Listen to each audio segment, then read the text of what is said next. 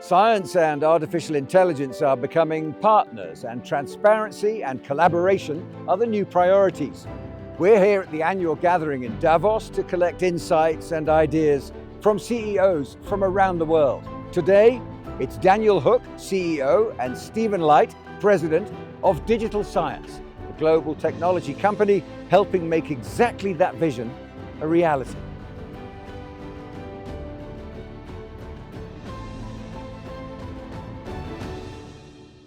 Daniel, Stephen, great to see you. Welcome to Davos. Thank you so much. Yeah, Great to be here. We hear a lot of talk about AI in the corporate sector, but let's set the scene a bit before we get on to digital science. Tell us a bit about what's happening in the research sector, Daniel. AI is a tremendous enabler of research. It's a fantastic way to start thinking about how we can reinvent research. Researchers around the world are starting to come to terms with the AI revolution and how LLMs can really play into how they communicate their research, but also how they do their research. So there are many facets to this, and we're still early to the game. So there's so much to learn, so much to benefit from. It's a changing scene, but where does digital science fit into this at the moment? So Digital Science is a company that tries to enable decision makers around the world to make the right decisions about research, and also to help researchers themselves really benefit with the best software tools. So for us, we've been using AI in our software for a long time. 2013, we started innovating in AI and helping our tools get more powerful. And researchers themselves are now starting to use these technologies beyond our software. So it's a really exciting time to be in the space. And we're kind of benefited by the fact that our companies were almost all founded by PhD researchers. So we're an amalgamation of smaller portfolio companies that were doing cutting edge work in the research space, much like Daniel, PhD theoretical physicist, solving a problem that they had in the research space that they realized was a common problem to the community. So it's kind of in our DNA that way, Andrew. And is there a sense that while you've been doing this since 2013, now is the time that people are starting to seek you out, if you like, because it's now appropriate to the stage that they've reached? Absolutely. I mean, at this point, we're in the leadership role in a number of markets. I mean, we have almost all the top 25 universities which are on our platforms, almost all the top 20 pharmaceutical companies which live on our platform. So increasingly, we're a well-known brand inside of that space, whereas a few years ago, it felt like a bunch of ragtag upstarts in a way. So it's been a nice transition to see. So also, I imagine we're reaching a stage now where companies might come to you and say, we are just flooded with data, or research institutions, or researchers themselves might say, we've just got too much, we're collecting too much now. And is that where you step in to organize or to actually participate? For us, volume is the problem for a lot of these organizations. We were talking about earlier, Andrew, in today's world, it's nearly impossible to keep up with the pace of change in AI alone. You can imagine in a community that's generating 8+ million new papers per year, the average researcher, whether they're in a company or they're in a university or they're in a government agency, they've got to conduct their research. They've got to write their papers. They've got to go out and get their grants. And then they have to do their day jobs, whether that's corporate work or teaching.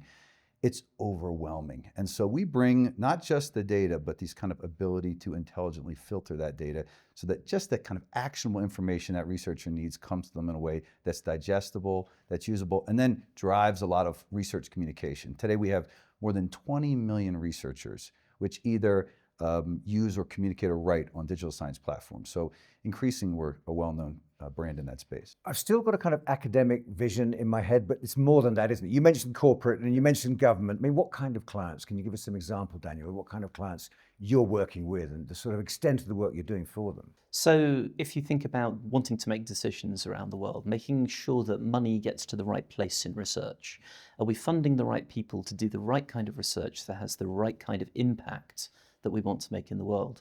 So governments, government funders, charitable funders all work closely with us to try and understand who are the best researchers to work with for their given type of problems. And academic institutions have similar problems. They want to understand how to bring on the next scientists of the next generation. So they need to identify who those people are, who are thinking novel thoughts, who are the people who are really connecting with the problems that we have today. So those are just two of the kind of client types. I think our big opportunity is actually moving in and helping research translate now.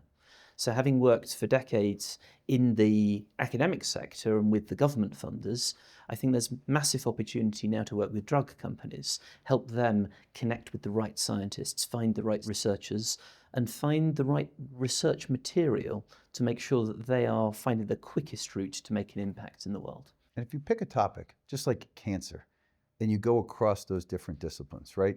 Effectively, 23 of the top 25 research universities in the world are operating on our platforms, which means we're really running their research management infrastructure in the disease areas.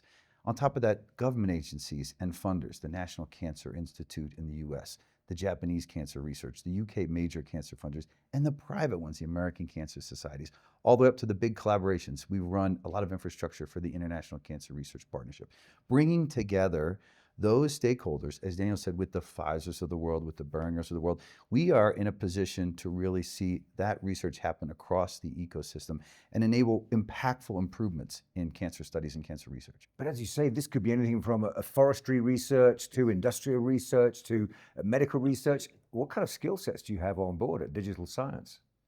We have 700 very dedicated people, about 100 of whom have PhDs and who really come out of doing this research themselves.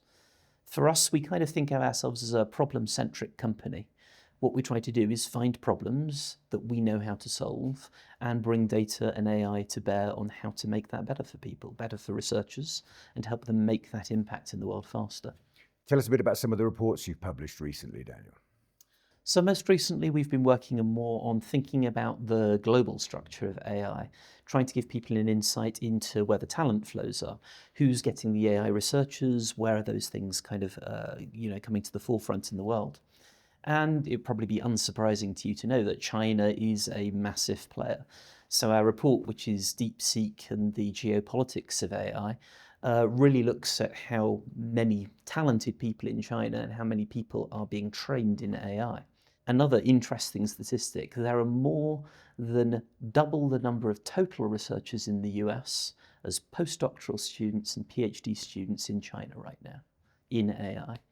And so China is really training a generation of AI experts at postdoctoral level. And so what you're going to see over the next few years is going to be fascinating, because China, regardless whether these people go on to do research or not, they have an amazingly AI literate cohort that's coming through their university system en masse. And that makes me think of security, something that's discussed here a lot in Davos.